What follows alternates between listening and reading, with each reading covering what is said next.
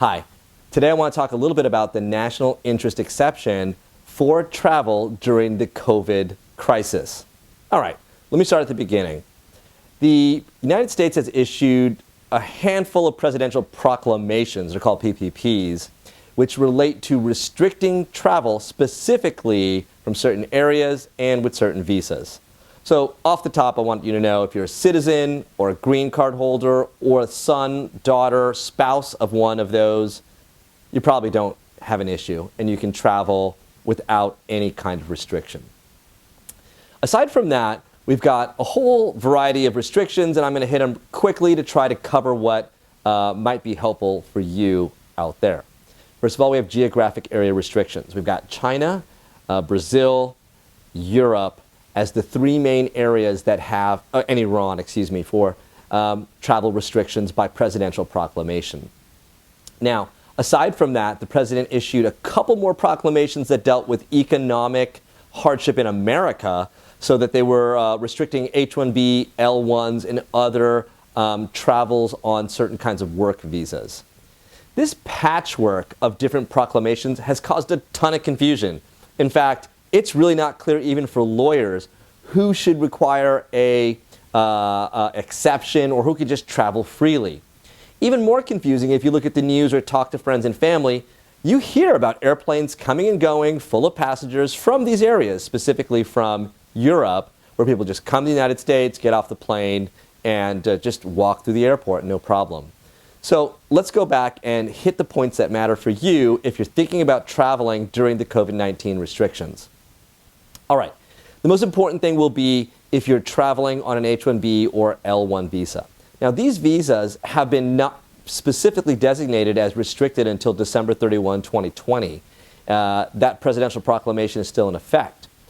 There are a couple of exceptions. One is from a lawsuit, and you'll know about that if you're part of that lawsuit because it's for specific companies, some universities and some companies like Chevron, for example, or Shell. So if you're a member of one of those companies, you have an exception by the lawsuit. Aside from that, we're relying on developing what's called national interest exceptions for people who want to travel on the H-1B and L visas. It is a little bit vague and a little bit confusing, and lawyers like our firm have engaged the process with the idea in mind we're doing the best for our clients to simply make it through this process and file the right kind of case. With that in mind, we have clients with all sorts of different problems from different parts of the world that want to travel. We've been successful with the national interest waiver, but here's the part that's really hard for you.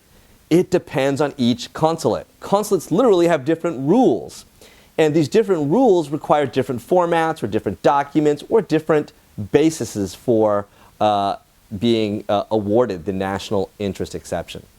So right now, if you're an H-1 or an L-1, this is something you're going to have to figure out.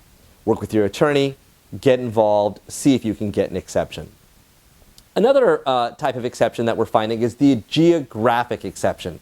Now, this one's a little bit easier to win because what we're basically saying is all of Europe, all of China, all of Brazil, these individuals are not allowed to come to the United States. Typically, the way to win a case like this is, number one, you must already have a visa. Number two, you need to have a sponsor in the United States who's going to help you prepare the formats and the documents to win the national interest exception. Number three, you need to be traveling usually within 30 days of the application for the national interest exception. I'll give you an example. We filed a case for a client from Germany. It was an emergency case. We filed it late at night and hit the consulates right as they opened at 7 a.m.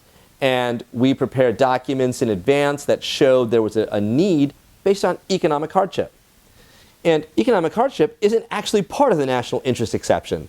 It's sort of vaguely included in it, but basically it's not listed as something that we need for COVID-19 or to participate in some sort of health-related program. We got approved in about 3 hours. So the national interest exception for a geographic basis from Europe has a wider sort of angle and a better chance at winning. And I want to encourage you, if you have a problem, contact our office because we'll help you with that. Most importantly, you should follow the guidelines I've given you. If you have a visa and you have a project and a reason to come, present that through your attorney to the consulate to try to get that exception.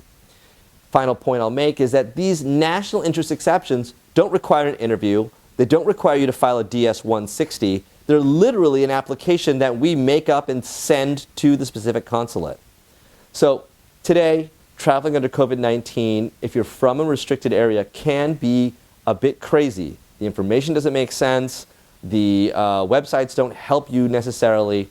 You require somebody with experience. Give us a call. We're happy to help. And we wish you a lot of success traveling the rest of the year. Thanks.